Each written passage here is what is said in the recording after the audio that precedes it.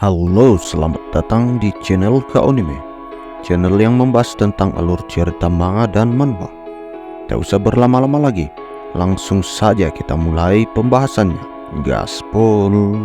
Pada pembahasan kali ini, kita akan melanjutkan pembahasan dari manhwa yang berjudul Weapon Maker, di mana di part sebelumnya kita telah melihat party dari Shin Jun Seo mampu menyelesaikan raid dungeon yang ia masuki. Bagaimanakah kelanjutannya? Tak usah berlama-lama lagi, langsung saja kita ke pembahasannya. Gaspol. Di awal panel pada part kali ini, kita diperlihatkan jendela notif yang bertuliskan Vampire Elder Elizabeth Bathory. Saat ditangkap, kontrak akan tercipta.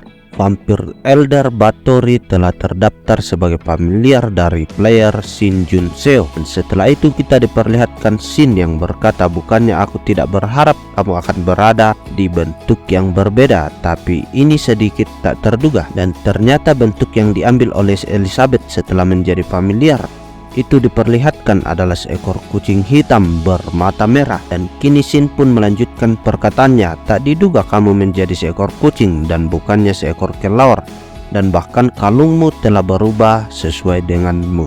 Setelah itu Elizabeth mencoba bertransformasi ke bentuk sejatinya. Ia berkata, jangan bercanda seekor familiar, beraninya kau memanfaatkanku sebagai seekor familiar. Daripada menghadapi penghinaan ini, lebih baik aku. Shin pun langsung memotong perkataannya, jadi bahkan mempertahankan bentuk manusia juga terlalu berat. Sungguh disayangkan, tapi sepertinya saat ini kau bahkan tak berhak menolak penghinaan ini. Dan jendela notifikasi pun muncul di hadapan Shin. Itu bertuliskan, jika mana terkontaminasi atau mana disuplai, kunci pada kemampuan familiar bisa dinonaktifkan sementara. Dan di sini Shin lanjut berpikir bahwa seekor familiar yang bahkan tak bisa memakai transformation. Aku tak tahu apakah kamu akan berguna.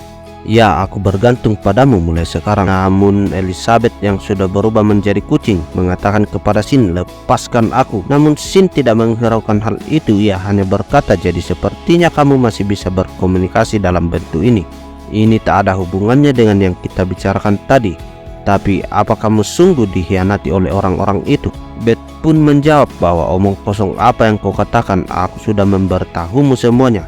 Shin pun menimpali, kamu tak perlu mengulanginya lagi, aku mendengarkannya dengan jelas kok. Hanya saja saat mendengarkannya sesuatu terasa ganjil. Kamu bilang mereka mencuri kekuatanmu agar mereka bisa bertahan, ya kan? Tapi apa hidup seperti itu bahkan ada artinya? Aku tak tahu apa yang sebenarnya terjadi, tapi keluargamu tak terlihat sempurna. Aku bahkan tak yakin apa mereka bahkan memiliki ego atau rasionalitas yang sungguhan. Daripada seekor makhluk hidup, mereka hampir mirip boneka yang bergerak sesuai dengan program yang telah diatur. Namun Beth pun menimpali, tak ada yang aneh tentang itu. Mentalitas manusia memang ditakdirkan berubah sesuai dengan fisik mereka. Mereka menjadi seperti itu karena mereka memaksa memakai mana terkontaminasi. Jadi tentu saja ego dan rasionalitas mereka akan berhenti bertumbuh. Apa kau berharap aku merasa kasihan untuk para idiot itu? Shin pun menjawab bahwa bukan seperti itu. Aku hanya bilang jika itu adalah aku atau sebagian besar manusia, kami tak akan memiliki kehidupan yang seperti itu. Dan di sini Shin mencoba mendekati mayat dari boneka-boneka itu. Ia mengatakan dalam hatinya, jika dia menggerakkan tubuhnya, seharusnya dia memiliki itu. Nampaknya di sini Shin mencari sesuatu yang entah apa itu. Beth yang melihat hal itu hanya dapat berkata dalam hati, ada apa dengannya? Jika itu adalah dia tak akan memiliki kehidupan seperti itu. Apa gunanya mengatakan sesuatu seperti itu sekarang? Namun Shin yang sudah mendapatkan sesuatu yang dia cari, dia berkata, mari kita lihat. Dan sesuatu yang dia cari itu adalah sebuah bola kristal besar berwarna merah muda. Dan ia pun mengatakan kepada Elizabeth, kemarilah. Setelah Elizabeth sudah mendekat, Shin melanjutkan perkataannya, aku tak tahu apa kau mengetahuinya, tapi ini adalah sebuah item bernama Essential Crystal. Biasanya itu digunakan untuk mantra kelas terafiliasi dengan black magic dan menyimpan sebagian dari mana dan jiwamu sendiri di dalamnya. Mereka pasti telah diambil dan dimasukkan ke dalam boneka ini sehingga mengandung jiwa mereka di dalamnya. Mereka mungkin tak terlalu hebat, tapi sudah jelas mereka cukup memiliki kemampuan teknis. Elizabeth yang menyadari sesuatu mengatakan, "Jadi maksudmu apa?" Dan setelah mengatakan hal itu, kini Elizabeth langsung terteleportasi ke suatu tempat. Ternyata ia melihat ingatan yang tertanam pada bola kristal itu. Kini diperlihatkan keluarga dari Elizabeth semasa hidupnya. Sang ibu di sini berkata, "Aku telah melihat beberapa penglihatan yang berbeda sejak beberapa hari yang lalu. Tapi hasilnya sama, benturan yang terjadi di antara dua dunia yang berbeda dalam beberapa tahun terakhir akan semakin meningkat tak terkontrol, dan nampaknya yang dimaksud oleh si ibu di sini adalah retakan dan gate yang muncul di dunianya." Lanjut ia berkata, "Bahkan jika kita berusaha semaksimal mungkin menundanya dalam 5 tahun, akan terlalu terlambat untuk bersiap-siap untuk itu." Beth yang melihat semua itu berkata dalam hatinya, "Ini bukanlah realitas saat ini. Ini pasti adalah sebuah penglihatan berdasarkan memori. Apa ini memori milik ayah?" Setelah itu sang ayah pun bertanya kepada sang ibu, "Lalu bagaimana dengan cara itu? Hipotesa dimensi berbeda yang kamu teliti. Jika itu setidaknya keluarga kita akan bisa bertahan." Namun di sini sang ibu menjawab, "Jika Beth membantu kita, setidaknya kita akan bisa memisahkan tanah di sekitar perumahan ini. Tapi masalahnya setelah itu, jika dunia kita hancur, perumahan ini akan selamanya melayang di dalam ruang antara dua dimensi, hingga seseorang dari dunia lain menemukan kita. Beberapa ratus ribu tahun, bahkan mungkin bisa lebih lama dari itu. Kita hanya perlu menunggu untuk mati perlahan." Di sini si ayah yang sudah berputus asa hanya dapat memegang wajahnya sembari berkata, "Sialan." Namun Louis berkata, "Tapi Beth, tidak." Sang ibu pun mengatakan, "Apa yang kau..." Namun sebelum menyelesaikan perkataan itu, si Louis pun melanjutkan perkataannya, "Seperti katamu, kita hanya bisa hidup beberapa tahun saja. Tapi Beth berbeda dengan kita. Tak bisakah setidaknya kita menyelamatkannya? Alasan keluarga kita hidup semuanya adalah berkat apa yang Beth lakukan di hari itu. Jika ini adalah sebuah takdir yang tak bisa kita hindari, kupikir setidaknya salah satu anggota keluarga kita harus hidup." Dan di sini nampak Beth yang sudah terikat dengan banyak sekali benang mana. Lanjut Louis pun mengatakan, "Tapi tak mungkin Beth akan setuju. Jika begitu, kita tidak perlu memberitahukannya rencana ini." Dan di sini Beth yang tidak tahu menahu rencana itu, ia hanya dapat berkata, "Kenapa? Aku percaya kalian semua." Dan di sini nampaknya sudah ada titik terang dari kejadian si Beth sebelumnya. Ternyata keluarganya melakukan hal itu untuk menyelamatkan hidupnya.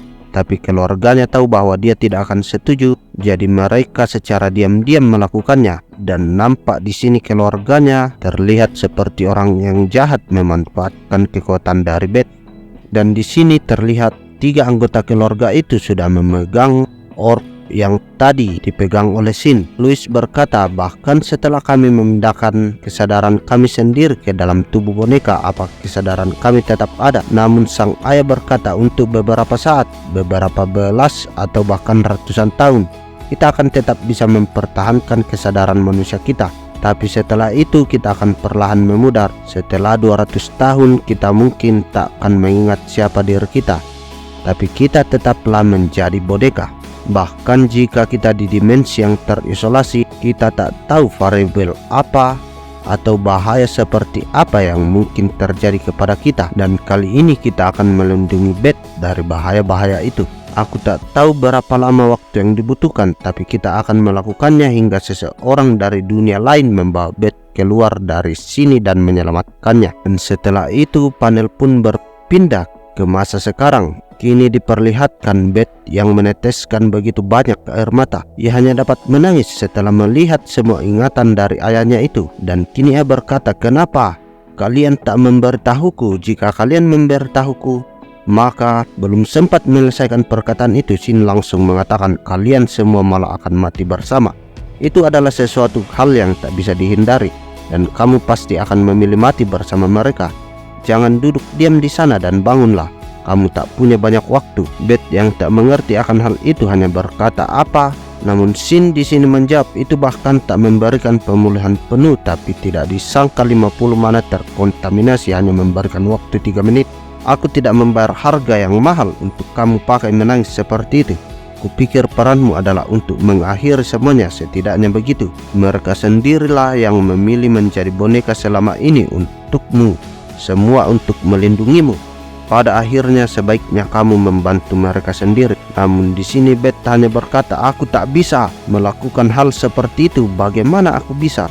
Sin menimpali, jangan menjadikan begitu. Bahkan jika ajal dan kematian mereka telah dipastikan, mereka bisa saja mengatur semuanya dan memilih untuk hidup di akhir ajal mereka dalam kebahagiaan.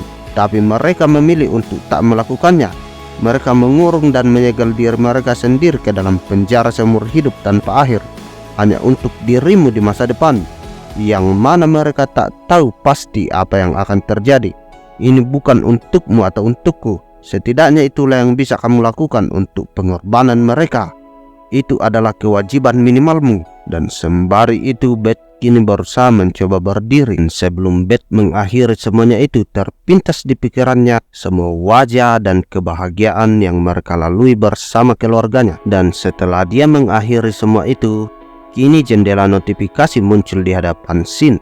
Tujuan ekstra tercapai, mencari tahu kebenaran tentang Elizabeth. Cerita Dungeon rate 100% tuntas, hadiah tambahan diberikan. Dan kini panel berpindah di luar dari gate itu. Banyak tim medis yang datang ke sana untuk merawat orang-orang yang terluka akibat raid dungeon sebelumnya, termasuk Simeong dan Jaehin, dan juga Yihyuk pun terluka parah dan kini sedang dirawat. Setelah beberapa hari berlalu, kini ditunjukkan suasana yang ada di rumah dari Kang Yuran. Nampaknya di sini dia tidak bisa tidur dan ia mengatakan ini sebabnya tak bisa tidak minum alkohol. Namun tiba-tiba dia melihat ada siluet hitam yang berada dalam rumahnya itu, dan setelah ia menyalakan lampu, ternyata orang itu adalah pria yang berambut biru sebelumnya yang membantai satu party penuh di dalam dungeon di part yang sebelumnya. Dan kemudian si rambut biru itu pun mengatakan, aku sedang menunggu rekanku dan meminum segelas anggur. Namun Kang Yuran di sini bersiap untuk melancarkan sihirnya. Dia berkata, cukup omong kosongnya, katakan padaku kenapa kau di sini. Namun si rambut biru itu pun mengatakan, kau sangat kejam. Yang pastinya aku kesini bukan untuk alasan pribadi. Kudengar kau pergi ke dungeon yang belum dikonfirmasi itu. Seperti yang kau tahu, orang itu sangat tertarik dengan dungeon yang belum terkonfirmasi. Aku kesini ingin tahu betapa serunya berada di sana. Kemudian beberapa saat pun berlalu. Kini Kang Yuran sudah menjelaskan semua kejadian kepada si rambut biru itu. Lalu si rambut biru itu pun berkata, jadi kau tidak melihat segalanya? Mengejutkan, siapa sangka bahwa kau sang ratu yang tinggi dan elegan malah pingsan secara menyedihkan di tengah-tengah raid. Kang Yuran hanya berkata, diam. Situasi dengan anehnya berubah begitu saja. Dan bahkan jika aku tidak pingsan pun, aku sudah mengkonfirmasi hasilnya baik-baik dengan mataku. Yun Taehyun menaklukkan bos hanya dengan 2 tebasan pedang yang support itu berikan padanya. Bahkan dibandingkan dengan ledakan berserker, itu adalah kuantitas kekuatan yang tak terkira. Sembari mengepalkan tangannya yang gemetaran, si rambut biru itu berkata, begitu ya, jadi ranking S memang berbeda. Berarti dia benar-benar bagus untuk diburu. Namun Kang Yuran hanya berkata, entahlah, meski Yun Taehyun pasti memang mengesankan, yang perlu kita perhatikan adalah si support itu. Dan di sini si rambut biru pun menimpali, bukannya dia cuma kecoa ranking D. Yang bisa dia lakukan hanyalah membuat senjata. Namun Kang Yuran mengatakan bahwa senjata itu mampu menahan kekuatan penuh Yun Taehyun. Kalau kau juga menggunakan pedang. Namun belum selesai mengatakan perkataannya itu, si rambut biru menimpali, ya sudah jelas, jika tahu cara membuat pedang yang kokoh, pasti itu akan berguna. Mungkin bagus juga kita punya satu senjata seperti itu untuk kita bawa sendiri. Tapi pada akhirnya alat tetaplah alat. Jika tidak ada orang yang mengambilnya dan menggunakannya, bakal tidak berguna kalau didiamkan saja. Keduanya itu, pedang dan juga kemurnian pertarungan, selain dua itu semuanya tidak ada yang murni. Kang Yuran pun menjawab, jika kau memburu Yun Taehyun, ketidakmurnian itu mungkin bakal jadi penyebab utama kau kalah. Namun di sini, sembari pergi, si rambut biru itu hanya berkata, ya. Seorang support ranking D yang diobsesikan sang ratu. Aku jadi penasaran sekarang meski tidak sepenasaran terhadap Yun Taehyun. Jadi sampai jumpa lagi. Pada saat itu aku mungkin sudah membunuh mereka berdua, Yun Taehyun dan ketidakmurnian itu. Dan di sini kita mengetahui bahwa Kang Yuran itu adalah seorang mata-mata dari organisasi yang belum diketahui itu. Pantas saja Mimin jengkel melihatnya. Meskipun wajahnya cantik, tapi perilakunya itu sangatlah menjengkelkan. Dan ternyata firasat Mimin sudah benar untuk tidak menyukai karakter seperti itu di manhwa ini. Lanjut beberapa hari kemudian di kediaman Shin, nampaknya kegiatannya kali ini hanya tidur. Dan ia sudah melakukan itu beberapa hari berturut-turut. Namun kondisinya tidak kunjung membaik. Nampaknya itu efek dari serangan yang dilancarkan oleh Beth sebelumnya.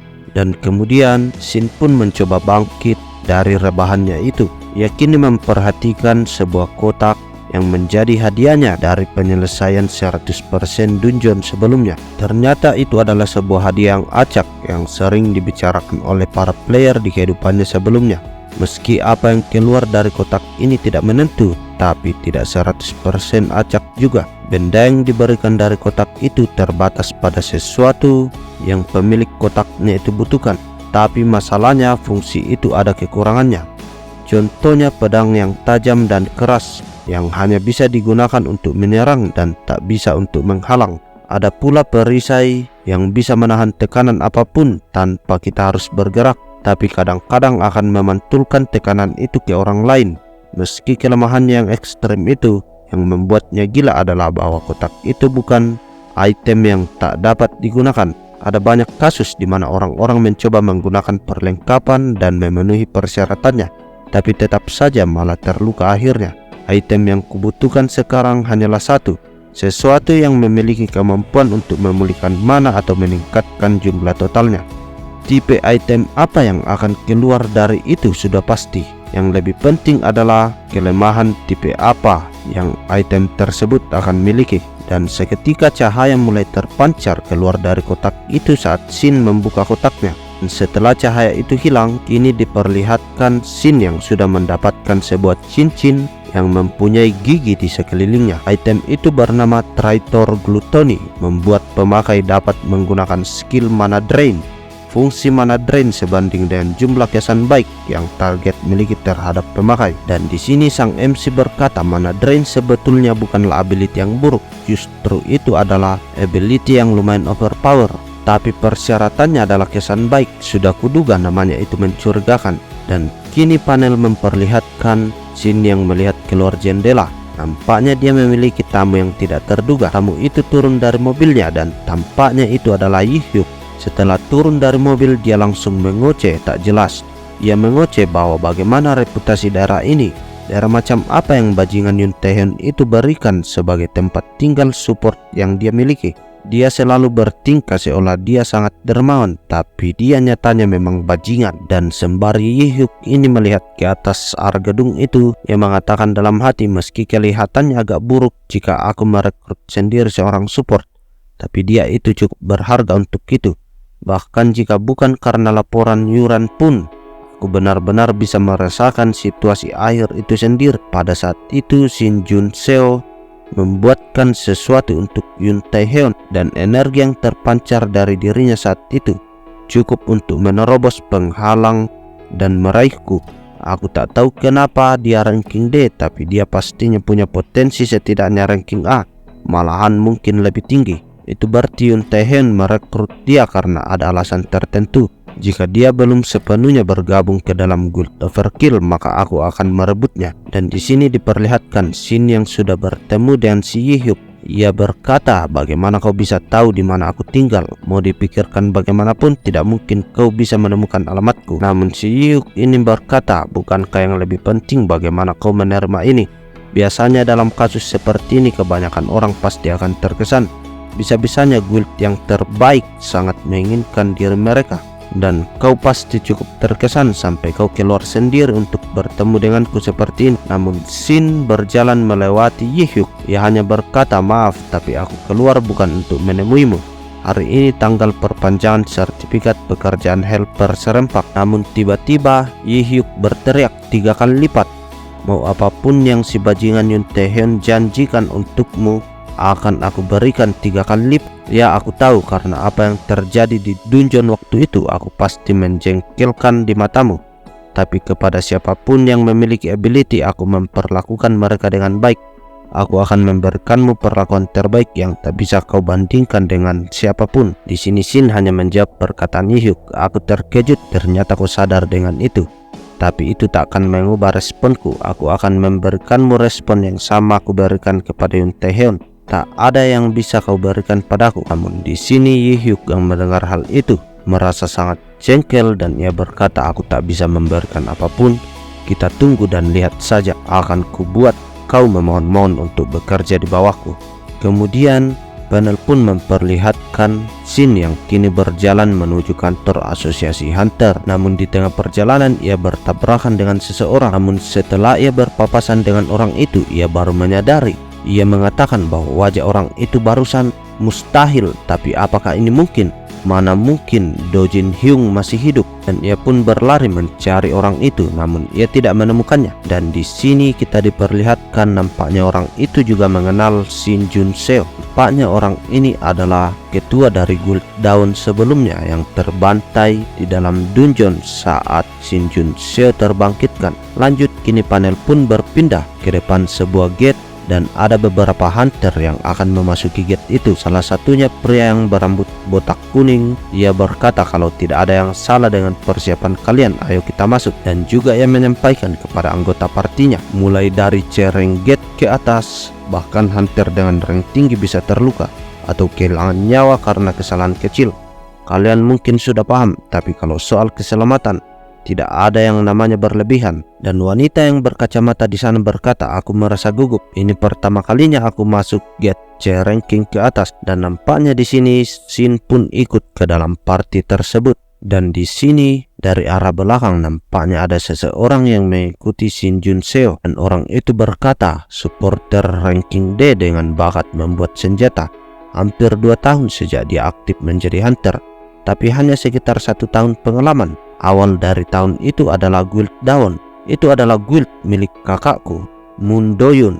Dan di sini diperlihatkan flashback memperlihatkan sang ketua Guild Dawn berbincang dengan saudaranya. Di sini si adik mengatakan bahwa kenapa kau ikutan menawar untuk ranking D? Kalau mengingat standar kakak dan guild milik kakak, bukannya seharusnya kakak mengincar ranking C atau bahkan lebih dari itu. Namun di sini ketua guild mengatakan mungkin gate itu hanya ranking D, tapi jangkauannya luas dan ada banyak sumber daya. Di dungeon yang seperti ini, keuntungan yang didapat lebih besar dibandingkan tenaga manusia yang harus dikirim.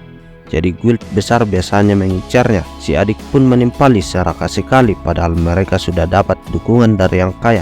Ranking D dungeon mungkin bukan apa-apa selain sumber uang untuk guild besar. Namun di sini sang ketua Guild Dawn menimpali, ya, tapi lain hal dengan guild baru seperti kita. Ada banyak hal yang harus kita lakukan, meski kita hanya mendapatkan setengah dari yang kita harapkan. Aku bisa menguatkan equipment milik para anggota guild yang bekerja keras dan melatih mereka menggunakan fasilitas khusus tanpa bantuan guild lain. Sudah tidak ada banyak tersisa Do Jin. Dan di sini kita mengetahui nama dari adik ketua Guild Dawn ini bernama Do Jin. Jadi kita akan memanggilnya selanjutnya Do Jin. Lanjut, ini panel memperlihatkan Do Jin yang sudah menerima kabar tentang kematian kakaknya. Nampaknya ia tidak percaya akan hal itu karena kakaknya seorang ranking B namun terbunuh di gate ranking D. Dan si Do Jin ini merasa bahwa kematian kakaknya itu bukanlah insiden biasa, dan dia mencoba menyelidiki lebih dalam tentang kasus yang menimpa kakaknya itu. Dan satu-satunya petunjuk yang ia punya bahwa ada seseorang yang selamat dari raid pada waktu itu. Dan kini panel kembali memperlihatkan waktu saat ini. Diperlihatkan mereka semua sudah memasuki gate dari dungeon itu, termasuk Do Jun dan juga Shin memasuki gate itu. Dan sesaat setelah mereka memasuki, si eksekutor yang berambut biru itu juga datang. Ia berencana memasuki gate yang sama yang telah dimasuki Shin, dan ia mencoba menunjukkan surat izinnya untuk memasuki dungeon itu. Ia mengatakan bahwa ia juga termasuk dalam anggota party, tapi ia terlambat datang. Setelah melalui pemeriksaan dari anggota asosiasi Hunter, kini si eksekutor pun diizinkan memasuki gate yang ada di sana. Dan nampaknya Yang diincar sang eksekutor itu bukanlah Shin, melainkan si Dojin. Si rambut biru itu berkata, ayo kita lihat kemampuan sebenarnya si calon pahlawan. Dan setelah itu kini kita diperlihatkan keadaan yang terjadi di dalam dungeon. Party dari Shin sebelumnya kini sudah berhasil mengalahkan sebuah monster raksasa yang mengenakan armor lengkap dengan tingkat bahaya level B. Namun di sini Dojin berpikir bahwa ada yang salah. Tidak mungkin ini hanya dungeon ranking C. Setidaknya ini pasti ranking B atau lebih tinggi.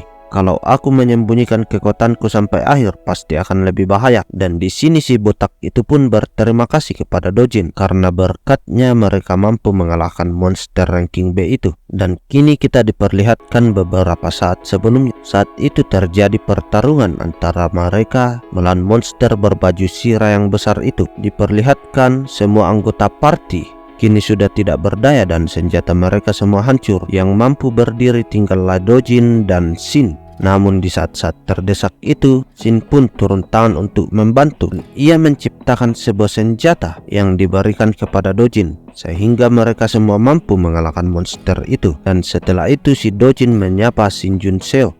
Ia mengatakan, siapa kau sebenarnya? Namun Shin menjawab, seharusnya aku yang menanyakan itu. Kapan aku pernah memperkenalkan diri? Aku tidak tahu namamu dan aku tidak pernah mengatakan namaku. Namun Dojin di sini mengatakan, yang kau katakan itu memang benar. Kalau begitu akan aku ubah pertanyaannya. Apa kau pernah mendengar nama Mundoyun? Dia adalah kakakku, ketua guild Dawn yang kau gabung bersama mereka 1 tahun yang lalu. Sebenarnya aku tidak peduli tentang identitasmu. Aku hanya ingin kau menceritakan apa yang sebenarnya terjadi pada kakakku waktu itu, dan apa sebenarnya kaitanmu dengan kejadian itu. Kalau tidak dan belum sempat menyelesaikan percakapan itu, tiba-tiba banyak sayatan serangan yang melesat menuju ke arah mereka. Dan di sini nampaknya Dojin masih mampu menahan serangan itu. Ia berkata, apakah masih ada monster yang tersisa? Namun nampaknya kita diperlihatkan itu adalah serangan yang dilancarkan oleh si eksekutor. Ia berkata bahwa ini sama sekali tidak terduga. Meskipun Dojin adalah seorang bintang yang bersinar yang bisa melakukannya, tapi tidak kusangka ada orang lain yang bisa menangkis seranganku. Dan diperlihatkan anggota party yang lainnya kini semua sudah tewas dengan luka sayatan yang begitu dalam. Dojin yang melihat semua hal itu, ia hanya berkata dalam hatinya, aku tidak tahu si brengsek ini muncul dari mana, tapi dia sangatlah kuat. Apa dia seorang berserker? Dia berbakat dan jauh lebih kuat dariku. Sang eksekutor yang melihat ekspresi Dojin seperti itu, ia berkata, tidak perlu takut begitu. Kalau kau santai, Seketika ia terkejut melihat Shin yang ada di sana, dan ia berkata, aku dengar ada supporter ranking D yang ikut. Ternyata itu kau. Shin yang tak mengerti perkataan dari si eksekutor hanya dapat berkata, apa yang kau maksud? Si eksekutor pun menimpali, sayang sekali, aku butuh kau supaya mengalahkan Yun Taehyun jadi menyenangkan, tapi itu bukan berarti aku bisa membiarkanmu hidup. Dojin pun berkata dalam hati, dia mengenal Shin Junseo, dan kita melihat si eksekutor ini mengeluarkan aura merahnya yang memenuhi sekujur tubuhnya, sembari berkata, coba kita lihat. Kalau kau benar-benar punya bakat, kali ini memburu akan lebih menyenangkan. Setelah mengatakan hal itu, ia pun langsung melesat maju dan menebaskan pedangnya tepat ke arah Dojin. Namun di sini nampaknya Dojin masih mampu menghindari serangan itu. Tetapi Dojin yang terdesak hanya dapat berkata dalam hatinya, kekuatannya luar biasa. Aku hanya bisa menghalanginya 1 atau 2 kali lagi. Kalau aku lengah saat dia menyerang, semuanya akan berakhir, bahkan setelah aku mencoba bertahan. Dan nampaknya si eksekutor yang tidak memberi napas kepada si Dojin kini kembali melesatkan serangannya. Namun semua serangan itu masih bisa dihindari dengan baik oleh Dojin. Dan si eksekutor pun mengatakan, astaga, kelihatannya beda satunya sama sekali tidak berguna. Aku tidak bisa menganggap ini 2 lawan 1. Namun Shin yang mendengarkan hal itu hanya dapat berkata, ya, kau tidak salah. Sembari mengeluarkan kekuatannya, ia langsung mengikat tubuh dari si eksekutor menggunakan benang-benang mana yang terkontaminasi. Dan ternyata itu adalah kemampuan dari si Elizabeth yang menyerang si eksekutor dari belakang tanpa ia sadari. Dan di panel epic kali ini memperlihatkan Shin dan Elizabeth berkata secara bersamaan, ini adalah 3 melawan 1. Dan di sini diperlihatkan nampaknya Shin yang sudah mulai kewalahan dan muncul jendela notifikasi di hadapannya. Saat ini tidak ada mana terkontaminasi yang tersimpan. Familiar pemanggilan Elizabeth Bathory akan dipaksa berakhir dalam 10 detik, dan juga kita diperlihatkan sang eksekutor yang sudah dapat terbebas dari kekangan benang mana yang terkontaminasi, dan ia pun langsung melesatkan serangan menuju ke arah Elizabeth. Namun nampaknya serangan itu bukanlah apa-apa di hadapan si Elizabeth. Ia mengatakan sungguh disayangkan serangan berkekuatan fisik murni tak menakutkan sama sekali. Walaupun sepertinya kau bertipe sama seperti orang itu, ada sedikit perbedaan di level. Ya, aku yakin senjatamu juga bagian dari itu. Lagi pula sepertinya waktunya untuk berpisah, dan kini kita diperlihatkan Dojin yang menyerang dari arah belakang. Dengan kecepatan yang sangat tinggi, ia langsung mendekati tubuh eksekutor. Namun sang eksekutor masih sempat bereaksi, ia menebaskan pedangnya. Namun hal itu masih dapat dihindari oleh Dojin, dan kini diperlihatkan Dojin yang mampu menebas sang eksekutor itu. Dan setelah itu Elizabeth pun menghilang karena waktu 10 detik saat pemanggilannya itu sudah berakhir. Dan kini kita diperlihatkan sang eksekutor yang sedang dalam keadaan terdesak. Lengan kanannya kini sudah terpotong, dan nampaknya di sini dia mencoba melakukan sesuatu dengan melepaskan pedangnya. Lalu secara tiba-tiba dia menggunakan mana terkontaminasi dan mengarahkan mana itu ke tangan kanannya yang sudah terpotong itu. Namun Dojin tidak membiarkan hal itu berjalan dengan mulus. Dia kini kembali menyerang si eksekutor itu. Namun nampaknya serangan Dojin itu terlambat, karena sihir yang digunakan oleh si eksekutor itu adalah sihir teleportasi. Ia berhasil kabur dari pandangan mereka berdua, dan Shin yang melihat hal itu berkata kepada Dojin, itu mungkin melegakan bahwa itu hanya sebuah item untuk kabur. Jika itu sebuah tipe serangan atau debuff, apapun hasilnya kita berdua tak akan selamat. Dojin pun mengatakan, Shin Junseo, kau. Namun belum sempat menyelesaikan perkataannya itu, Shin langsung memotongnya dan berkata, aku akan memberitahumu apa yang terjadi setahun lalu ke Gul'dan dan ke kakakmu. Kau berhak mengetahui semuanya. Panel kini berpindah tepat di depan pintu masuk dari dungeon itu. Banyak petugas yang membawa mayat-mayat dari para hunter yang masuk bersamaan dengan Shin ke dalam dungeon itu. Dan kini kita diperlihatkan Dojin yang mengatakan kepada Shin, aku merasa bersalah orang-orang itu walaupun mereka dibunuh oleh bajingan itu. Kita harus berbohong dan berkata mereka dibunuh oleh monster di dalam dungeon. Namun Shin mengatakan kita tak punya pilihan lain saat ini. Berdasarkan anggota keamanan, mereka pikir kita memiliki 7 anggota di party kita. Beberapa menit setelah kita masuk, seorang dengan kartu akses masuk ke gate setelahnya. Dojin pun berkata mustahil dia bisa melakukan itu. Namun Shin menimpali bahwa ya, itu memang mustahil. Namun hal yang mustahil itu sungguh terjadi. Sebuah sertifikat yang dipalsukan dengan cukup baik untuk memperdaya anggota keamanan. Tidak mungkin itu adalah sebuah izin masuk yang sesungguhnya. Seperti yang kukatakan sebelumnya, itu sama seperti 1 tahun yang lalu. Karena sebuah dungeon yang belum dikonfirmasi dilelang secara terbuka di pelelangan sebagai dungeon yang sah. Aku tak tahu tujuan mereka, tapi ini bukanlah sebuah skala yang sebuah grup kecil bisa lakukan. Karena jika asosiasi mengetahuinya, organisasi manapun akan lenyap begitu saja. Sebuah tokoh penting yang tak akan tertangkap bahkan setelah menipu asosiasi. Tidak, mungkin itu seseorang yang cukup besar hingga tak akan masalah jika mereka tertangkap. Aku yakin kau juga setidaknya mengerti, para bajingan yang kita hadapi bukanlah sembarangan orang. Maka dari itu mereka bahkan berbohong kepada keluarga anggota guild, termasuk kau, karena mungkin ada sebagian dari antara mereka yang tidak bisa menerimanya. Dan di sini Dojin pun menjawab, jadi jika kita melaporkannya secara resmi ke asosiasi, maksudmu orang-orang itu mungkin juga akan terluka. Aku mengerti. Jika begitu aku akan bertanya satu hal lagi. Kemampuanmu itu, kau tahu kan bahwa tak masuk akal kau seorang maker ranking D. Kenapa kau menyembunyikannya? Shin pun menjawab pertanyaan itu, jika aku bercerita detailnya ini akan terlalu panjang. Tapi hingga setahun yang lalu kemampuanku sama sekali tidak berguna. Aku hanya bisa membuat 1 atau 2 pedang. Hingga bahkan disebut ranking D saja memalukan. Namun di sebuah dungeon belum terkonfirmasi setahun lalu, aku awaken sebuah kemampuan baru saat hampir mati. Berkat itulah hanya aku satu-satunya yang selamat. Tentu saja itu tidak realistis dan aku mengerti itu terdengar mencurigakan. Bahkan jika aku di posisimu, aku juga tak akan percaya. Tapi saat pelaku utama dan kebenaran di baliknya terungkap, aku berencana mengungkapkannya semua pada dunia dan anggota keluarga mereka. Tetap saja itu tak akan membenarkan fakta bahwa aku menutupi kebenarannya. Aku minta maaf.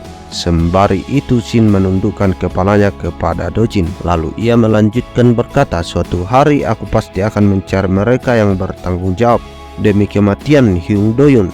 Dan secepat mungkin yang kumampu, aku akan menemukan mereka. Dojin yang mendengarkan hal itu berbalik, dan ia hanya dapat berkata, jangan bersikap seakan ini adalah masalahmu sendiri. Terlepas dari fakta bahwa kau bukan pelakunya, tak ada satu jawaban pun yang bisa kuterima.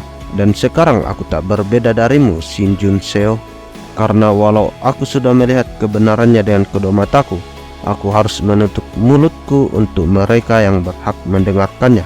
Aku tak akan berhenti hingga kau membuat mereka membayar kematian dari Hyungku. Aku akan menangkap mereka bagaimanapun caranya. Hingga saat itu aku butuh bantuanmu, Shin Jun Seo. Bagaimanapun mulai sekarang kita hanya bisa bergantung satu sama lain. Dan kini panel berpindah ke tempat si eksekutor itu menteleportasikan dirinya sebelumnya. Ia hanya dapat berkata, bangsat, aku akan membunuhmu, aku pasti. Namun sebelum menyelesaikan perkataannya itu, si priestess muncul di belakangnya lalu mengatakan, aku tak tahu kepada siapa kau berbicara, tapi kau sadar mengatakan itu saat kau sudah jelas kalah dan melarikan diri. Bukankah itu kelihatannya menyedihkan? Akan lebih baik jika kau kembali dalam keadaan mati, atau bahkan jika kau hidup dalam keadaan sekarat.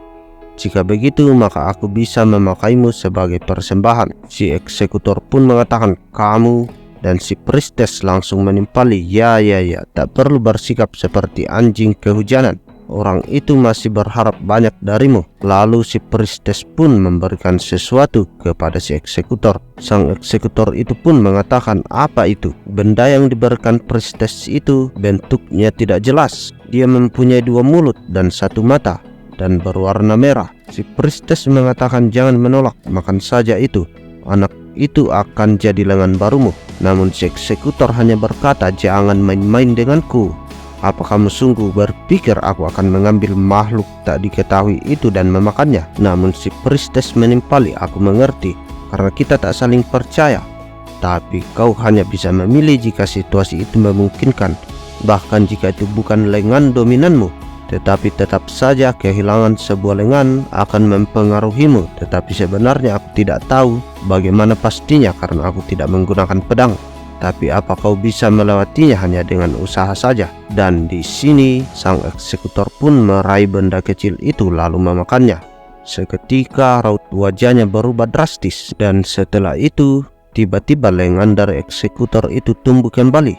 Sembari mengeratkan giginya, sang eksekutor mengingat kejadian sebelumnya saat lengannya itu tertebas, dan ia berkata dalam hati, aku akan membunuh kalian semua. Jalang yang menyebalkan ini, dan Mundojin orang yang memotong lenganku juga. Dan yang terakhir adalah Shin Jun Seo.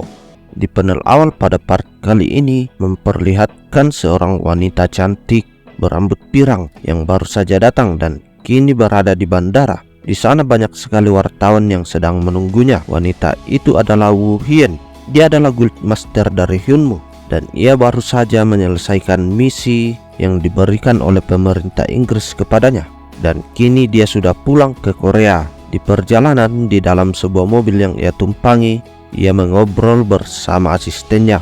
Namun seketika ia terkejut saat sang asisten mengatakan bahwa 2 hari yang lalu ada sebuah penampakan dari eksekutor. Lanjut sang asisten menjelaskan bahwa dia muncul 2 hari yang lalu di sebuah dungeon error di daerah Bupyeong, dan ada 2 orang yang selamat dari dungeon itu, yang salah satunya adalah assassin ranking B dan satunya lagi supporter ranking D. Mendengarkan hal itu, Hien pun menanyakan kepada sekretaris bagaimana si supporter ranking D itu selamat dari eksekutor. Apakah kemampuan assassin ranking B itu sangat luar biasa?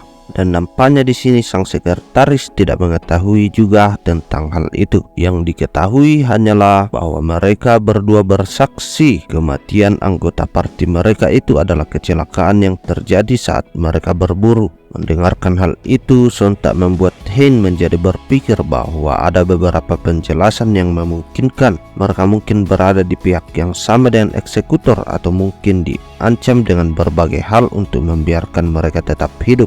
Setelah memikirkan beberapa kemungkinan itu, Hein pun mengatakan kepada sang sekretaris bahwa tolong tambahkan jadwalku, aku harus bertemu dengan mereka berdua.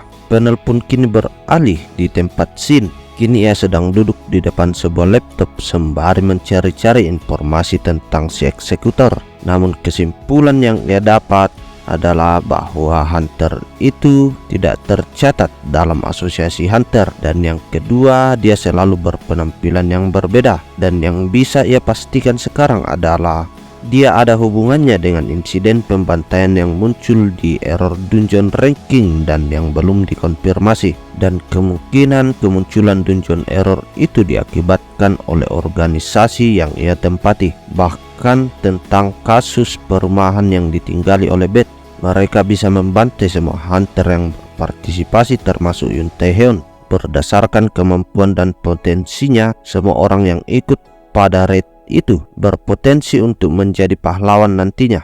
Fakta bahwa mereka tak berhenti memanipulasi dungeon ranking dan mengirim pembunuh bayaran secara terpisah, berarti bahwa ada kemungkinan aksi pembunuhan akan terjadi di luar dungeon juga.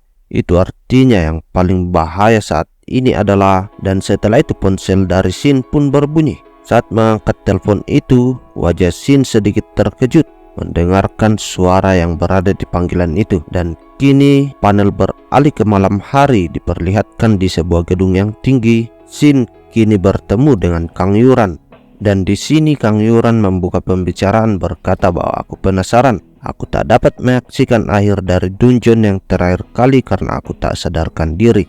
Metode apa yang kau gunakan untuk mengalahkan monster itu? Bahkan jika itu Yoon Tae-hyun melihat kondisinya waktu itu sangatlah mustahil. Namun Shin hanya menjawab, seharusnya kamu bertanya pada Yoon Tae-hyun, bukan aku. Aku kan seorang supporter ranking D tanpa kemampuan bertarung. Di situasi dimana kamu tak sadarkan diri, mustahil aku bisa mengetahui situasinya. Yang kulakukan hanyalah memakai energiku yang tersisa untuk membuat sebuah pedang. Aku tak tahu apapun selain itu. Dan di sini Kang Yuran kembali bertanya kepada Shin, jadi apa yang ingin kau katakan padaku? Shin pun lanjut menjelaskan bahwa ada seorang bajingan gila yang memakai great sword memburu para hunter di mana-mana, dan target selanjutnya dari si bajingan itu sepertinya adalah kau. Jika prediksiku benar, fakta bahwa kamu memasuki sebuah error dungeon itu sendiri sudah berarti kamu adalah target mereka. Dan di antara yang lain hanya kamu satu-satunya hunter yang tak berafiliasi dengan guild manapun. Belum sempat menyelesaikan perkataan itu, Kang Yuran langsung memotong pembicaraan itu. Ia berkata, mereka akan mengincarku yang tak memiliki perlindungan dari sebuah organisasi dahulu. Itu terdengar masuk akal, tapi apa kau tidak melupakan sesuatu yang penting? Jika memang benar begitu, bukan hanya aku seorang, ada seorang supporter ranking D yang sama sepertiku, tak berafiliasi dengan guild dan kemampuan bertarungnya jauh lebih lemah dariku. Jika yang kau katakan baru saja itu sungguh benar, bukankah kaulah yang sesungguhnya dalam situasi yang berbahaya? Dan di sini Kang Yuran mencoba menawarkan perlindungan kepada Shin. Namun mendengarkan semua itu, Shin pun berbalik, lalu dia berencana untuk pergi dari sana. Dan kata terakhirnya adalah ia mengatakan apa yang perlu dia katakan, jadi dia akan pergi. Dan di sini Shin memberikan informasi itu kepada orang yang salah. Ia tak tahu bahwa Kang Yuran ini adalah mata-mata dari organisasi gelap itu. Nampaknya sang MC kita di sini terlalu polos ya, atau mungkin dia terpikat dengan wajah cantik dari wanita itu. Ya entahlah. Mari kita lanjut.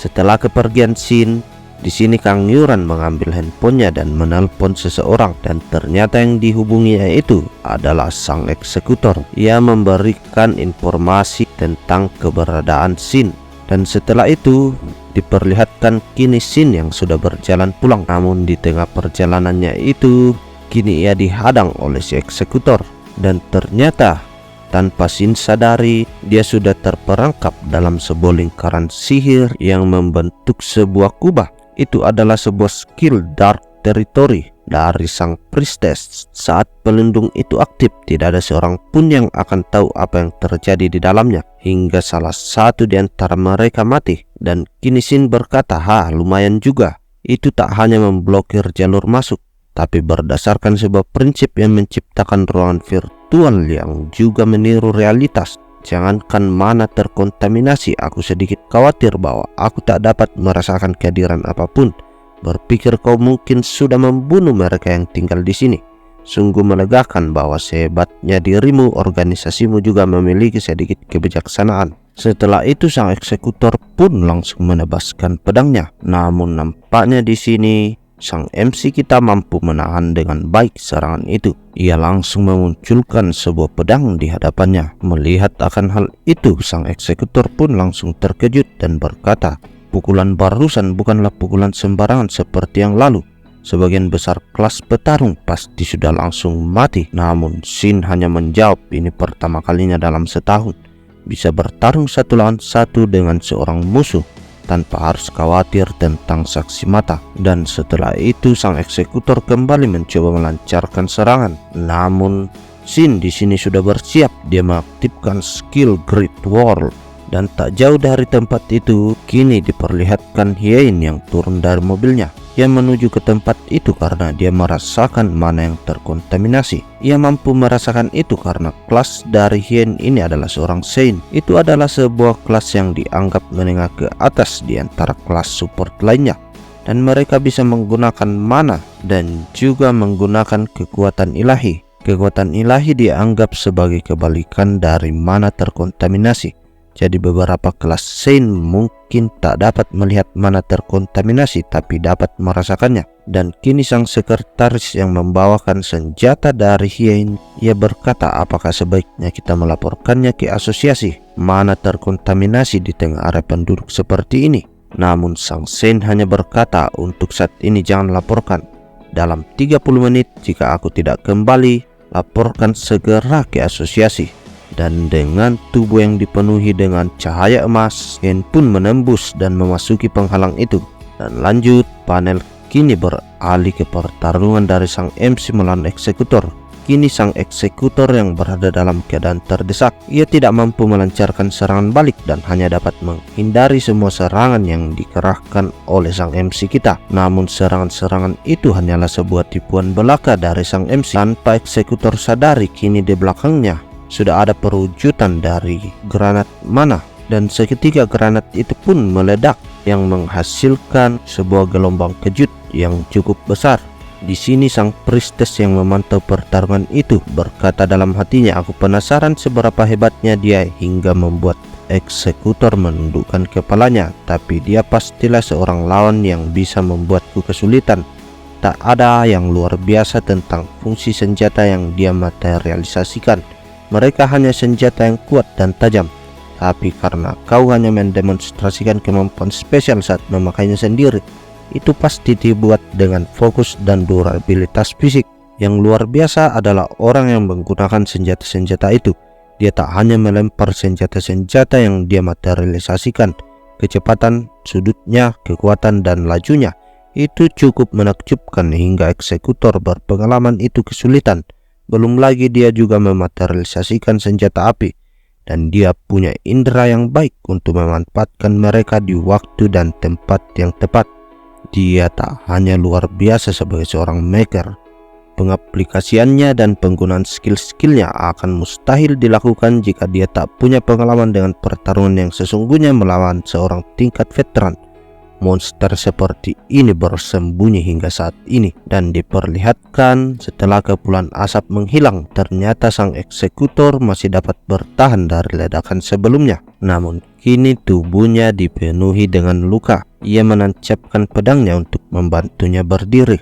Namun di sini Shin tak memberikan kesempatan sedikit pun kepada sang eksekutor, karena Shin kembali melancarkan serangan pedang terbangnya, dan serangan itu tak sempat direspon oleh si eksekutor sehingga menimbulkan ledakan yang lebih besar kali ini. Namun setelah kepulan asap menghilang, Shin dibuat sedikit terkejut karena kini tangan kanan dari si eksekutor tadinya dibalut dengan perban seketika berubah menjadi sebuah tangan iblis, dan ternyata itu adalah perbuatan dari priestess. Ia mengatakan, mau bagaimana lagi, aku tidak mau melakukan ini jika memungkinkan karena kolegaku sedang dalam bahaya. Aku tak salahkan untuk membantunya. Jika aku tahu ini akan terjadi, akan lebih baik untuk mengumpulkan data. Dan setelah itu kini diperlihatkan tangan dari eksekutor itu yang sudah berubah menjadi sebuah sebilah pedang dengan tubuhnya yang dikelilingi aura mana yang terkontaminasi. Sin yang melihat hal itu kini bersiap kembali untuk melancarkan serangannya. Namun kali ini pedangnya itu mampu ditebas oleh sang eksekutor dan terbelah menjadi dua. Tak hanya itu, serangannya itu pun berlanjut menuju ke arah Sin, dan dengan sigap Sin pun mengeluarkan perisai untuk menahan serangan itu. Merasakan bahwa keadaan kini sudah berbahaya, Sin pun mengambil sesuatu dari kantong celananya, dan kini kita diperlihatkan bahwa sesuatu yang diberikan oleh sekretaris Guild Overkill pada waktu itu yang menjadi hadiah sebuah penandatanganan kontrak Sin dan Guild Overkill adalah sebuah batu yang berwarna merah, dan batu itu disebut sebagai Arcane Bloodstone yang berisikan tangisan akhir dari bos monster Arcane. Saat menggunakan item ini, kelas Anda akan menjadi sama dengan yang memberikan pukulan terakhir pada Arcane selama 1 menit. Skill-skill dan tingkat kemampuannya akan sama dengan pengguna, dan Sin pun langsung menelan batu itu. Namun si eksekutor yang melihat hal itu tidak memberikan celah. Dia mencoba menyerang kembali ke arah Sin dan menebaskan tangannya yang sudah menjadi pedang itu. Seketika ledakan pun terjadi. Namun di saat kepulan asap menghilang, di sini diperlihatkan bahwa sang MC mampu menahan serangan itu dengan sangat baik. Dan di akhir panel pada part kali ini diperlihatkan Sin yang sudah membara yang menggunakan skill dari Yun Taehyun. Dan ia berkata, ayo kita mulai ronde kedua. Panel awal pada part kali ini memperlihatkan Sin yang kini sudah membara-bara. Sekujur tubuhnya dipenuhi dengan aura api. Itu diakibatkan karena dia memakan Arcane Bloodstone sebelumnya, jadi dia mampu menggunakan skill dari Yun Taehyun. Dan kini diperlihatkan beberapa saat sebelumnya, di saat sang eksekutor ingin menyerang Sin, Sin langsung mengaktifkan skill Demonic Weapon Production, di mana 100 mana terkontaminasinya dikonsumsi, mencari sebuah senjata yang sesuai dari Demonic Realm dan Demonic Sword yang disummon pada kali ini bernama Fragarak. Panel kembali memperlihatkan masa kini. Diperlihatkan Sin yang kini sedang adu mekanik dengan sang eksekutor. Namun nampaknya di sini sang MC mampu memberikan tekanan yang lebih kuat. Itu dibuktikan pada saat tebasan mereka beradu. Sang eksekutor terlempar ke belakang. Namun di sini sang MC tidak memberikan kesempatan kepada si eksekutor. Ia kembali menebaskan pedangnya sehingga mengakibatkan ledakan yang cukup besar. Namun serangan itu masih dapat dihindari oleh si eksekutor. Namun setelah itu, sang MC kini melancarkan serangan yang bertubi-tubi ke arah si eksekutor. Dan di sini kita dibawa kembali ke dalam penjelasan tentang Arcane Bloodstone. Walaupun item ini bisa mengubah kelas, itu tidak menyediakan pengalaman dan keahlian. Lagi pula di kehidupan sebelumnya, Junseo tidak memiliki kelas jarak dekat. Jadi itu akan lebih masuk akal baginya untuk tidak memiliki pengalaman bertarung manapun. Namun itulah kenapa Demonic Sword Fragarak bisa bersinar dibandingkan dengan Demonic Weapon Leviathan yang digunakan Yun Taehyun sebelumnya. Itu lebih rendah satu tingkat jika dilihat dari kekuatan penghancurnya sebagai senjata. Namun tidak seperti Leviathan yang ahli dalam daya serang. Fragarak memiliki sebuah kemampuan sebagai sebuah demonic sword, dan di sini sang MC berkata dalam hati ia terpesona oleh sesuatu. Indra-indra dan kesadarannya menjadi jelas, tapi bukan dirinya yang menggerakkan tubuhnya. Bahkan pemikiran bahwa dia ingin menebas menunjukkan bahwa pedang ini yang menggerakkannya, sebuah demonic sword yang melampaui penggunanya dengan keinginannya sendiri. Namun ironisnya, momen inilah senjatanya memiliki kompabilitas terbaik dengan penggunanya, sembari melancarkan segala serangan ke arah sang eksekutor. Dan kini sang MC sudah berada tepat di belakang si eksekutor. Sang eksekutor ini tidak mampu mengikuti pergerakan dari sang MC kita, dan di sini diperlihatkan bahkan Shin mampu mendaratkan tebasan yang cukup dalam tepat di belakang dari sang eksekutor ini. Namun di saat Shin ingin menyelesaikan pertarungan ini, tiba-tiba tubuhnya menjadi kaku dan ia terjatuh. Ternyata ia sudah sampai pada batas waktu penggunaan Bloodstone dan diperlihatkan si eksekutor kini bangkit kembali. Di saat sang eksekutor maju menerjang ke arah Shin, tiba-tiba terpancar sebuah cahaya emas yang menghantam tubuh dari si eksekutor. Ya, dan itu adalah serangan yang dilancarkan oleh Hien. Dan nampaknya di sini dia sudah mengetahui nama dari sang MC kita. Ia pun berkata bahwa dia punya banyak pertanyaan, tapi sepertinya kita tidak dapat bicara sedikit pun di situasi seperti ini karena lukamu sepertinya cukup parah. Jangan bergerak dulu dan tunggulah. Baru mengatakan itu, Hien kembali melancarkan serangannya. Serangan itu berupa tali dan itu mengikat tubuh dari sang eksekutor. Dan di sini eksekutor yang sudah dalam keadaan terpojok, ia hanya dapat berteriak kepada si priestess. Ia mengatakan, "Apa kamu bahkan mendengarkan? Lakukan sesuatu, jalang bodoh." Si priestess pun menanggapi hal itu. Baiklah kalau begitu. Tiba-tiba dia mensummon sebuah alat yang digunakan untuk mengeksekusi seseorang. Dan kini kepala sang eksekutor sudah masuk ke dalam alat itu. Dan tanpa aba-aba, si priestess pun langsung memenggal kepala dari si eksekutor. Sembari itu ia berkata bahwa aku tak berharap ini akan terjadi, tapi aku memang merasa bahwa manusia menyedihkan ini mungkin menderita. Dia sungguh tak berguna hingga akhir. Dan diperlihatkan kini sang eksekutor yang sudah menghembuskan napas terakhirnya. Setelah itu si priestess ini mencoba kembali melakukan sesuatu, namun hal itu tidak dibiarkan begitu saja oleh Hien. Dengan aura emasnya yang mengelilingi seluruh tubuhnya, Hien kembali melancarkan skillnya itu dan tepat mengarah kepada si priestess itu. Namun yang tak diduga-duga, si priestess ini mengeluarkan sebuah barrier yang cukup kuat sehingga mampu menahan serangan dari Hien dengan sangat baik. Dan di sini diketahui bahwa si priestess ini juga mampu menggunakan kekuatan ilahi. Dan dengan memanfaatkan kesempatan itu, si priestess ini langsung berteleportasi sehingga mereka menghilang dari pandangan Shin dan Hien. Dan setelah itu sang MC pun kini roboh karena mengingat efek samping dari penggunaan Arcane Bloodstone sebelumnya. Dan saat sadar, Shin kini sudah berada di dalam sebuah gedung. Ia bertanya-tanya bahwa di mana diriku saat ini? Apakah aku dipindahkan saat aku tak sadarkan diri? Dan sudah berapa lama berlalu sejak itu? Aku tak menyangka kondisi fisikku hampir mendekati kondisi puncak.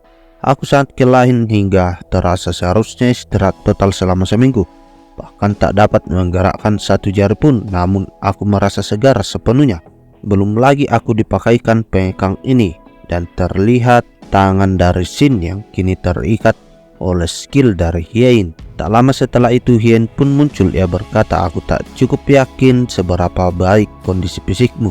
Aku telah melakukan langkah terbaik semampuku. Tapi jika kau merasa ada yang tak nyaman atau merasa ada yang salah, beritahu aku saja." Namun Shin menjawab bahwa berkatmu sepertinya tidak ada yang salah. Pertama-tama terima kasih karena membantu dan merawatku.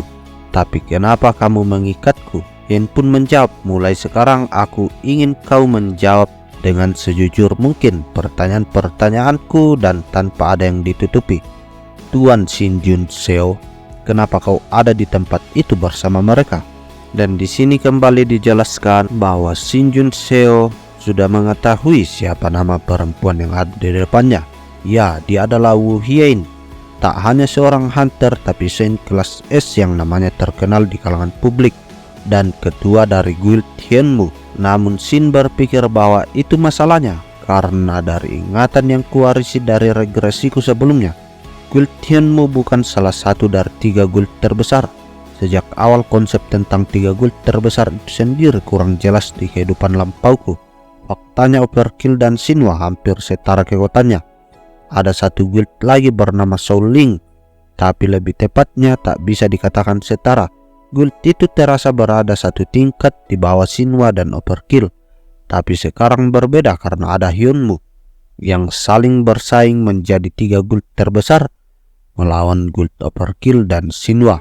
Perbedaan antara dunia ini dan ingatanku begitu besar hingga aku mencari tahu bagaimana guild Hyunmu bisa berkembang begitu pesat. Itu karena perempuan ini. Dan di sini Hien kembali bertanya, jadi singkatnya kau mengatakan bahwa kau hanya sedang dalam perjalanan pulang setelah bertemu dengan seseorang. Tetapi di sini Shin kembali berkata dalam hatinya, supporter tipe healing terbaik di Korea. Dia membuat progres menakjubkan dari ranking C sampai ke ranking S. Tapi di kehidupan lampauku, jauh dari menjadi guild master, dia hanya seorang supporter biasa yang berhenti setelah mencapai ranking B. Aku tidak mengenalnya secara pribadi, tapi kami pernah bekerja sama beberapa kali saat para guild bekerja sama. Dan dari apa yang kuingat, dia tidak lemah, tapi punya aura kelembutan padanya. Itu jelas tak setajam silet seperti dia yang sekarang. Aku tak yakin kenapa kepribadian dan kemampuannya akhirnya berubah begitu banyak. Tapi tak salah lagi, perubahan inilah yang lebih menguntungkan untuk Wu Hien. Dan karena itu juga aku punya segudang alasan untuk mencurigai dia sepihak dengan para hero hunter itu. Tapi dia malah menolongku dan melawan orang-orang itu. Dan kini Hien kembali bertanya kepada sang MC, apa kau kenal dengan pria eksekutor itu? Shin hanya menjawab bahwa itu sebuah pertanyaan yang tak dapat kujawab. Tapi aku ingin kamu menjawab pertanyaanku dahulu kali ini. Sepertinya kau sangat mengenal eksekutor itu, melihat bagaimana kamu tidak melaporkanku ke asosiasi dan mengikat serta menginterogasiku di sini secara pribadi. Itu terlihat seperti kamu berniat untuk melacaknya sendiri. Kenapa begitu? Dan dengan wajah yang tersenyum, Hien pun menjawab, apa sekarang kau meragukanku saat aku menyelamatkan nyawamu? Shin pun menimpali bahwa meragukan, dengarlah, aku tidak sebodoh itu. Aku bahkan tak bisa memakai magic karena aku diikat seperti ini. Tak ada yang tahu kapan kamu akan membunuhku. Tapi kamu bilang aku meragukanmu, coba pikirkan saja. Dan aku tak mempercayai kata-katamu. Memang benar kamu mengampuni nyawaku untuk sekarang, dan bahwa kamu bertarung dengan eksekutor itu. Tapi hanya itu saja tak cukup bagiku memberitahu semua yang ku tahu. Maksudku kamu melihat sendiri dengan mata kepalamu, ya kan? Mungkin saja si pembunuh teman-temanku yang berdarah dingin itu merasa rencananya tidak berjalan baik dan melawan eksekutor itu untuk menyelamatkanku. Atau mungkin ini semua hanya perangkap sejak awal untuk menyingkirkan eksekutor itu. Jadi kamu bisa mendapatkan informasi dariku. Entah bagaimana kamu bisa menembus pelindung yang dibuat oleh eksekutor itu, karena si eksekutor mengatakan sebelumnya tak ada seorang pun yang bisa menembusnya pada awalnya. Jika kamu sungguh tahu tentang eksekutor itu, kamu akan sadar bahwa kecurigaanku bukan sekedar karangan. Jadi jika kamu tak ingin mendapatkan jawaban yang setengah-setengah, buktikan padaku bahwa kamu tak punya hubungan apapun dengan mereka. Dan di sini Hien menjawab, aku di pihak yang sama dengan mereka. Itu sangat tak nyaman, tapi terserahlah. Aku akan ceritakan tentang diriku dahulu. Aku punya seorang adik, namanya adalah Wu Ji Yeon. Tak sepertiku, dia sangat berbakat dan hebat. Dan setelah mendengar nama itu, Shin pun mengatakan dalam hati, Wu Ji Yeon itu kan kecuali seseorang dengan nama yang sama. Tunggu, tak salah lagi. Dia adalah si Fire Lotus di kehidupan lampau. Dia adalah satu dari para player yang dikenal sebagai pahlawan. Jadi dia adalah adiknya Wu Hien.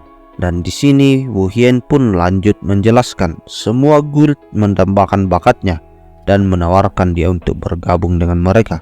Tapi dia menolak semua tawaran mereka. Itu pasti karena aku adalah beban untuknya, karena dia selalu ingin bersamaku. Pada suatu hari 2 tahun yang lalu, Jian pulang ke rumah dengan sangat bersemangat. Jika semua berjalan lancar, kita bisa memulai guild kita sendiri. Kita sungguh beruntung. Sambil berkata ini, dia menyodorkan selai kertas padaku. Penawaran menang gate. Dan ternyata itu adalah sebuah perangkap yang merenggut nyawa semua orang yang ada di sana. Di sini Shin pun langsung menimpali, dokumennya pasti dipalsukan. Gate-nya pasti adalah sebuah gate yang belum diidentifikasi. Wu Hien pun mengatakan, bagaimana kau bisa tahu itu? Ya, kau memang benar. Itu adalah sebuah gate yang belum diidentifikasi dan bahkan sebuah dungeon dengan resiko tinggi. Walau begitu, jika itu hanya sebuah dungeon, dia pasti bisa keluar. Tapi lalu orang itu muncul. Ya, dia adalah si eksekutor. Si eksekutor itu mengatakan, astaga, kenapa kalian harus membuat kami kelelahan? Seharusnya kalian setidaknya setia pada anggota party yang pergi sebelum kalian. Ya, kalian memang tak bisa memutuskan sih. Namun Jeon mengatakan, bajigur sialan, kemarilah kalau kau berani lakukan jika kau sanggup. Kau pikir aku akan membiarkan bajigur sepertimu melakukan apapun yang kau inginkan? Si eksekutor pun mengatakan, coba lihat dirimu, ternyata kau bernyali juga. Dan ia pun langsung melesatkan serangan menuju ke arah Wu Hien. Dan serangan itu menghempaskan Wu Hien, sehingga membuat si Hien ini terjatuh ke dalam jurang. Dan itu adalah terakhir kalinya Wu Hien melihat adiknya hidup. Dan lalu untuk beberapa alasan Wu Hien ini ternyata masih selamat, dan ia kembali ke puncak. Dan setelah sampai di sana, ia menemukan adiknya sudah tidak bernyawa. Dan setelah itu Wu Hien melakukan segalanya agar dia bisa bertambah kuat. Dia sekuat tenaga mengasah kemampuannya sebagai seorang Saint, dan dia bergabung dengan Guild Hyunmu dan bisa berhasil mencapai posisi Guild Master saat ini. Lanjut, Wu Hien pun menjelaskan bahwa saat itu kemampuanku bahkan tidak ada artinya, tapi saat hampir mati sesuatu bangkit dalam diriku. Satu-satunya alasan aku bisa keluar hidup-hidup setelah didorong jatuh dari tebing adalah berkat skill yang bangkit dalam diriku. Tidak peduli apakah itu sebuah luka atau bahkan kematian secara medis.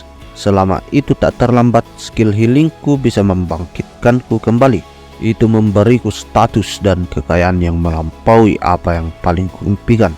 Tapi itu tak membuatku semakin dekat pada apa yang ingin ku capai. Eksekutor sialan itu membunuh adikku dan identitas dari organisasi yang membantu dia, yang pasti adalah dalang dari balik semua ini. Shin pun berkata dalam hati, ternyata dia sama sepertiku, tak bisa melakukan apapun dan hanya bisa melihat teman-temannya mati. Mengorek info darinya setelah semua yang dia katakan seperti yang bukan sesuatu yang pantas kulakukan padanya. Dan ia pun berkata, jadi begitu, sekarang giliranku. Ia pun menjelaskan semua yang ia ketahui dan apa yang terjadi kepadanya kepada si Hien ini. Dan kini mereka berdua saling berjabat tangan. Namun Hien mengatakan bahwa di saat seperti ini mungkin terasa tergesa-gesa. Tapi Tuan Jun Seo, kenapa kau tidak bergabung dengan guild kami? Tentu saja kita kurang lebih akan setara. Kurasa kita bisa menjadi teman seperjuangan yang dapat dengan mudah bekerja sama. Namun tiba-tiba pintu dari ruangan itu langsung didobrak oleh seseorang. Ya, dia adalah Yun Ten Heo. Ia mengatakan, aku tak bisa membiarkan itu terjadi apapun yang terjadi. Shin yang melihat Yun Ten Heo di sana berkata dalam hati, kenapa tiba-tiba dia datang kemari? Dan ternyata di sini dijelaskan bahwa Yun Ten Heo dan Hien adalah teman saat mereka berada di pusat pelatihan dan mereka berada di grup yang sama. Dan setelah lulus dari pelatihan itu mereka jarang bertemu. Tetapi setelah mereka menjadi guild master dari dua guild terbesar di Korea, mereka sering bertemu. Dan Guild Overkill pun dan Hyunmu menjalin kerjasama untuk waktu yang lama. Dan di sini alasan kenapa Yun Taehyun dapat berada di ruangan itu, karena sebelumnya Hien telah menyelidiki kasus yang melibatkan Shin bersama Moon Do-jin sebelumnya, dan ia menemukan bahwa Guild Overkill telah mengawasi sang MC kita ini. Dan saat Hien menanyakan semua hal itu kepada Yun Taehyun, dia sedikit terkejut saat mendengarkan penjelasannya. Karena tidak biasanya, dan ini adalah pertama kalinya Yun Taehyun berbohong kepadanya. Itu berarti dia cukup tertarik dengan sang MC kita. Dan di sini Hien pun meminta Taehyun untuk datang ke kantornya. Itulah sebabnya kenapa Yun Taehyun berada di posisi saat ini bersama Shin dan Hien. Dan lanjut, kini Yun Taehyun mengatakan, aku tidak mengintai Shin Jun Seo. Yang lebih penting lagi, tolong jelaskan situasi ini. Kenapa Shin Jun Seo bisa ada di sini saat ini? Hien pun mengatakan kepadanya, apa kau ingat konspirasi yang kusebutkan sebelumnya? Apa yang kukatakan padamu dan Kim Mi Hyuk beberapa waktu yang lalu? Saat itu aku memberimu ringkasan info dan meminta kerjasamamu. Suatu kekuatan tertentu sedang mengincar para hunter untuk berbagai alasan, dan kita harus menyelidiki mereka dengan menggerakkan ketiga guild. Aku bilang begitu. Tapi tak satu pun dari kalian yang mempercayaiku. Aku mengerti kenapa Kim Mi Hyuk seperti itu. Tapi bahkan kau, Taehyun, berkata, aku pikir kita membutuhkan lebih banyak bukti. Tapi itu masuk akal bahwa kau membutuhkan lebih banyak info. Itulah kenapa aku memanggilmu kemari sekarang. Kekuatan tertentu itu menyerang Jun Seo di sini semalam. Jadi aku turut campur dan menggagalkan rencana mereka. Shin Jun Seo di sini adalah bukti dari dukungan dari kata-kataku. Yoon Tae Hyun yang belum mempercayai semua itu kembali menanyakan kepada sang MC apa yang dia katakan saat ini. Namun belum sempat menyelesaikan perkataannya, Jun Seo pun langsung menimpali itu benar. Orang-orang itu menyerangku saat di dungeon sebelumnya, dan yang menyerang waktu itu datang mencariku bersama rekannya malam ini. Taehyun pun berkata, dungeon sebelumnya, jika itu terjadi kenapa kau tak memberitahuku? Hien pun langsung menimpali, kau tak tahu kenapa? Aku dekat denganmu dan aku mengatakan padamu aku mengalaminya sendiri. Namun kau tetap menunjukkan reaksi. Ini sulit untuk dipercaya. Terlepas dari fakta bahwa kau tak akan percaya padanya, dia bisa saja ditandai oleh asosiasi atau diperlakukan seperti orang gila. Jika resiko dari bebannya pasti terlalu berat bagi Jun Seo. Dan terlepas dari itu lagi pula kalian berdua tak punya hubungan yang cukup dekat. Dan setelah itu kita kembali dibawa ke dalam sebuah penjelasan. Sebuah tawaran pengintaian bukanlah sekedar untuk kerjasama. Selama 2 tahun belakangan, Woo Hye Jin telah menyelidiki kasus orang hilang yang tak terhitung yang ia nilai dilakukan oleh pihak eksekutor. Dan kembali ke saat ini, Woo Hye mengatakan, beberapa saat setelah aku menyelidikinya, aku menyadari sebuah aturan yang cukup jelas dan cukup sederhana. Pada kasus overkill dan Shinhwa dan sebagian kecil guild lainnya yang memenuhi kondisi, jangankan orang yang hilang, tak akan ada kecelakaan seperti kesalahan rank atau gate yang belum dikonfirmasi. Dan setelah itu mereka pun melanjutkan perbincangannya itu panjang lebar. Dan kesimpulan yang mereka ambil dari perbincangan itu, yang pertama, mereka semua akan menjalin kerjasama. Dan yang kedua, Shin Jun Seo tetap tidak ingin bergabung dengan guild manapun karena dia ingin menjadikan dirinya sebagai umpan. Jadi dia tidak ingin berafiliasi dengan guild manapun. Hanya itulah satu-satunya cara untuk memancing para organisasi itu muncul ke permukaan. Sontak hal itu pun mengejutkan Yoon Tae Hyun dan Hye In, dan mereka berdua berkata itu sangatlah berbahaya. Tetapi di sini sang MC mengatakan bahwa guild Hyunmu mereka tidak bisa menangkap bahkan ekor dari mereka selama 2 tahun ini. Dan saat ini kita kekurangan bukti untuk berharap bantuan dari asosiasi Hunter. Tetapi saat ini kita memiliki diriku sebagai umpan. Setidaknya kita bisa memprediksi gerakan mereka selanjutnya. Dan jika ada serangan lain seperti malam ini, maka kita mungkin bisa menangkap mereka. Paling tidak kita bisa mengumpulkan bukti yang akan membuat asosiasi bergerak dan menunjukkan keberadaan mereka kepada dunia. Namun di sini Hien berpendapat, tapi untukmu menanggung semua itu sendiri. Belum sempat menyelesaikan perkataannya, sang MC langsung memotong dan mengatakan, apa yang kamu katakan? Aku sudah mengatakan begitu banyak pada kalian. Jadi tak mungkin kalian berdua, 2 guild master dari 3 guild besar, tak akan bekerja sama denganku sama sekali dan diam saja. Dan kalian semua bersiaplah karena kita tidak tahu kapan mereka akan datang. Tetapi aku sangat percaya bahwa kalian akan langsung datang saat aku menghubungi kalian. Dan setelah itu kini panel berpindah ke sebuah gedung yang entah di mana itu. Diperlihatkan ada seseorang pria yang berdiri menggunakan jaket hoodie, dan di belakangnya ada priestess yang berlutut. Dan si priestess ini mengatakan, aku datang untuk melaporkan pekerjaan eksekutor. Dan si pria misterius itu mengatakan, apakah dia dikalahkan oleh seorang maker? Si priestess pun menjawab, tidak, walaupun kemampuan si maker itu lebih hebat dari yang diduga, Woo Hyun menerobos penghalangku. Setelah pertarungannya, eksekutor menjadi tak dapat dimanfaatkan karena saya menilai bahwa ada bahaya informasi yang dibocorkan. Saya berwenang membuangnya. Tapi dengan mempertimbangkan bagaimana tak kooperatif dan inklusif dirinya dari biasanya, saya menilai bahwa akan lebih baik untuk mengurus dan memanfaatkannya. Si pria misterius itu pun mengatakan, baiklah jika itu penilaianmu, buktikan bahwa kamu benar. Aku akan menugaskan Hermit padamu, pakai dia untuk mengisi kekosongan tempat si eksekutor. Bukannya aku tak percaya akan kemampuanmu, itu karena berburu adalah tugas yang penting. Jadi aku ingin itu selesai dilakukan tanpa ada kesalahan apapun. Aku percaya dan meminta ini darimu. Dan dengan penuh rasa hormat dan sigap, si priestess pun menjawab, saya akan melakukan yang terbaik. Dan setelah itu si pria misterius ini lanjut bertanya, tapi selain guild master dari Hyunmu yang menerobos, apakah mereka itu mempunyai fitur spesial? Dari apa yang kuketahui, eksekutor hanya aktif mendekati mereka yang membuat ia tertarik.